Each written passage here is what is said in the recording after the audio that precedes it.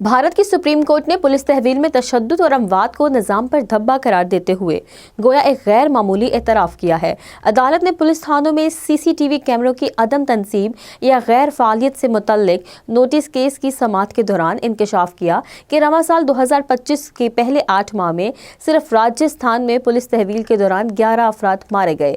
अदालत की 2 रुकनी बेंच ने इस बात पर बरहमी का इजहार किया कि बार बार की हिदायत के बावजूद ना तो सभी रियासतों ने इसकी तामील की और ना ही मोदी हुकूमत ने इस ज़मन में कोई तामीली हलफनामा ताहाल जमा कराया।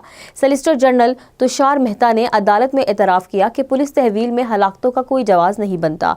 कुल जमाती हुर्रियत कॉन्फ्रेंस ने भारतीय सुप्रीम कोर्ट के इन रिमार्क्स को बजा तौर पर हकीकत की एक झलक करार दिया, क्योंकि अदालत के ये एतराफ़ात इस मुनज़्ज़म झूठ के अशर अशीर हैं जो बरसों से बिलखसूस भारतीय गैर कानूनी ज़ेर कब्ज़ा जम्मू और कश्मीर में जारी हैं।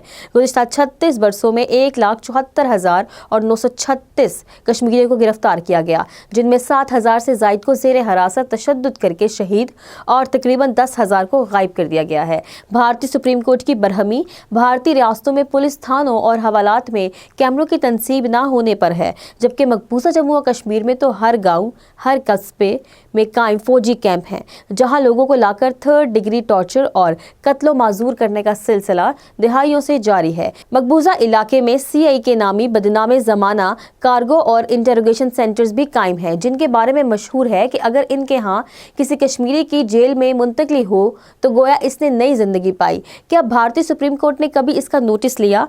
क्या इसकी तरफ से कैमरों की तनसीब के अहकामात मकबूजा जम्मू और कश्मीर में कायम फौजी कैंपों और अकूबत खानों के लिए भी हैं? हुर्रियत कॉन्फ्रेंस का मौक़िफ़ वाज़ेह है कि मसला महज CCTV की अदम तनसीब या पुलिस की गफलत नहीं, बल्कि पूरा रियासती ढांचा ही कश्मीरियों के खिलाफ जबर का आलाकार बना दिया गया है। UAPA और PSA जैसे काले कवानीन के तहत हज़ारों कश्मीरियों को बगैर मुकदमा बरसों कैद में रखा जाता है, जहां तशद्दुद, तज़लील और मावराए कानून सज़ाएं मामूल में एक निज़ाम का हिस्सा हैं।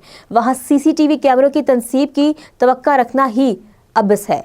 भारतीय अदलिया के रिमार्क्स उस वक्त तक बेमायने हैं जब तक वो ज़मीन पर अमल में ना ढलें। अगर दिल्ली में होने वाली ज़्यादती पर असकुट नोटिस नहीं लिया जाता तो कश्मीर में सैकड़ों गुमनाम कब्रें और मुनज़्ज़म तशद्दुद क्यों नज़रअंदाज होते हैं? यही वो बुनियादी सवाल है जो हुर्रियत कॉन्फ्रेंस आलमी ज़मीर के सामने रख रही है।